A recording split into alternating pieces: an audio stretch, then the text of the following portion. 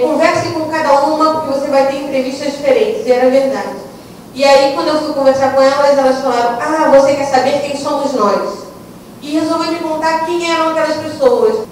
Bom, para concluir, a reelaboração do passado coletivo, por meio da recuperação e manutenção de recursos, de costumes e tradições, possibilitou aos sócios uma existência fora dos limites da condição marginal. Reelaboraram suas histórias, construindo-as e reconstruindo-as mediante as suas necessidades no seu presente e, desta forma, engajaram-se em uma herança comum. Compreendendo que fé não tem dono, exerceram no cotidiano a função entre ideia e razão, entre ser e pertencer. E é por isso que essa história me cativa durante esses anos. Muito obrigada.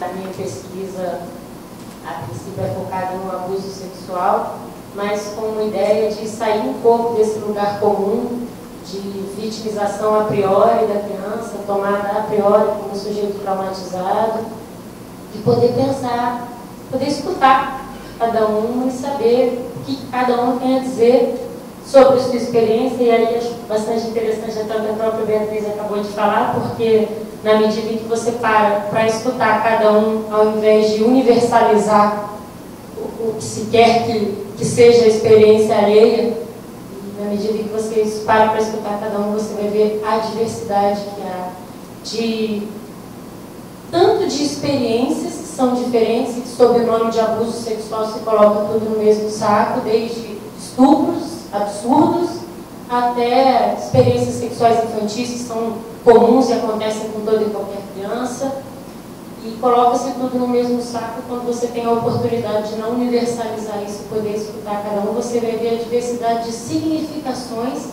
que cada sujeito vai dar. Então a gente vai ter não só situações extremamente diferentes, que hoje em dia existe uma tendência a querer fazê-las iguais, como mesmo numa mesma situação, como por exemplo a Beatriz estava exemplificando, você tem significações diferentes. Cada sujeito vai significar a sua experiência de uma renúncia pulsional, porque a repressão tem disso, não pode o prazer em nome de uma sociedade. Ao contrário de dizer não pode o prazer, ela promete o gozo, né? O gozo está sendo vendido em cada um desses gadgets, desses objetivos aí, até os remédios, os Prozacs da vida e as fluoxetinas da vida e o que quer que seja que vem prometendo prazer. Ou eu estou impressionada com a quantidade de bomba que as pessoas estão usando hoje em dia em academias. É uma coisa impressionante. Então tudo isso vem prometendo um gozo de uma forma muito sórdida, e como o Alexandre muito bem salientou, o sujeito voluntariamente vai lá comprar aquilo, né? E aí engata um pouco na sua pergunta, né? Existe um risco de apagamento dessa subjetividade? Você me perguntou de que maneira que a subjetividade está ameaçada, né? Eu particularmente não acho que ela está ameaçada. Não há espaço para ela. Mas o sujeito é subversivo. O sujeito dá o seu jeito de emergir, nem que seja pela doença. E aí a gente cai em todos esses pânicos que assolam, né, os sujeitos hoje em dia, e a gente na clínica vai se deparar com isso, né? O que sobra, o que resta de todo esse imperativo de gozo do discurso capitalista, em algum momento sucumbe e na clínica vai aparecer com algum sintoma.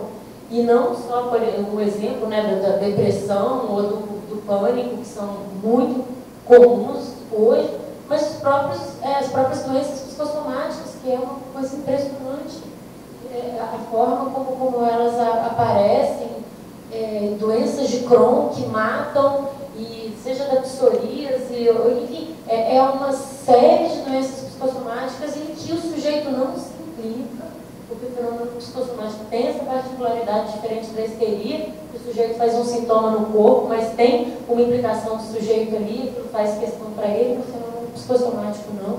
Então eu tenho a impressão de que o sujeito não está ameaçado, que a subjetividade não está ameaçada. Existe sim uma tentativa de apagamento disso, massiva, de fato, mas eu não entendo que ele esteja sob essa ameaça na medida em que ele não sucumbe a isso. Que ele vai se fazer aparecer, ainda que seja sob a forma da doença.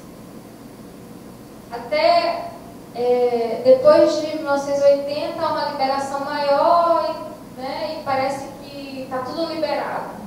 Só que não está, porque assim, o imperativo de gozo, assim, goze agora, você tem que gozar, não pode broxar, tem que estar alegre. E para isso, né, é algo extremamente avassalador para o sujeito, né? Essa renúncia opcional, ela produz efeitos, mas esse imperativo de tem que gozar também é terrível, né?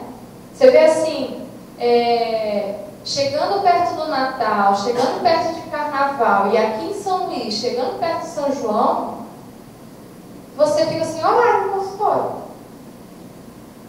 Não sei se a experiência da São lá no Rio é assim, mas a minha aqui chegando perto do Natal, Carnaval e São João, as pessoas começam a se cobrar que elas têm que ficar alegres. Para entrar nesse imperativo, né, ele se medicam. Porque, por exemplo, ele não tem o direito de ficar triste no Carnaval. Não se pode, porque se você fica triste no Carnaval, você está deprimido, você tem que ir ao médico, né? Então, existe uma questão do imaginário que está ali, do que está circulando e de quanto esse sujeito atende a esse imperativo. Porque o super-eu, esses imperativos, não é só de dizer que você não pode fazer, é também que você tem que fazer, né? Tem que gozar. Não é só de não pode gozar, é também de ter que gozar.